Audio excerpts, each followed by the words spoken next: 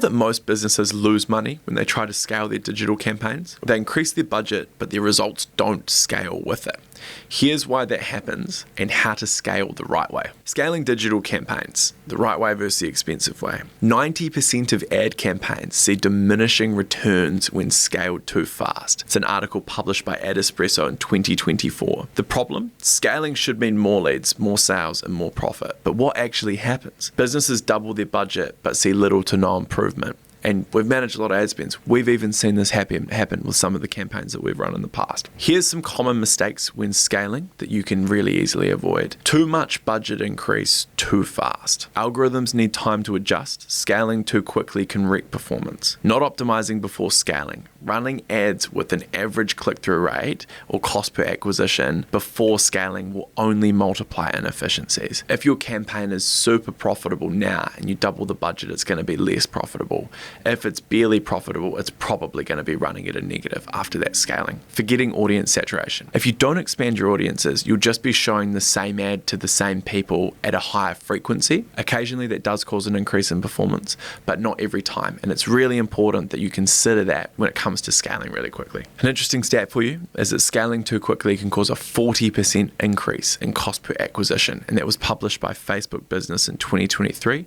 I personally have seen results worse than that. The solution? Scaling properly isn't just about increasing budget. It's about knowing how to feed the algorithm the right way. Start with a proven offer and creative. Before scaling, your campaign should already be profitable at smaller spend levels. Gradual scaling versus rapid scaling. Increase budget 10 to 20% every few days to keep algorithm stability, or use horizontal scaling, expanding to new audiences, putting placements on new platforms, things like that, as opposed to just ramping up budget. Retargeting and lookalike audiences.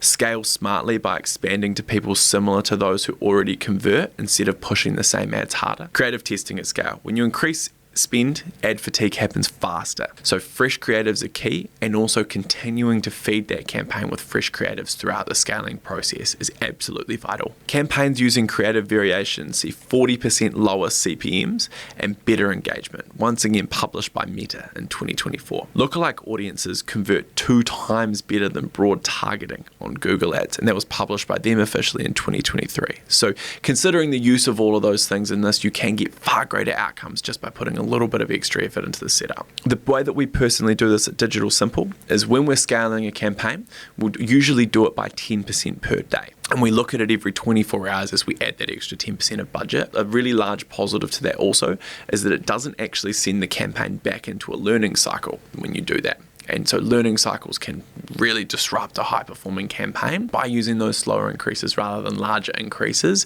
you don't have to run the risk of going back into learning cycle, but instead you can have a more stable results as you scale that budget. Hope that's been helpful.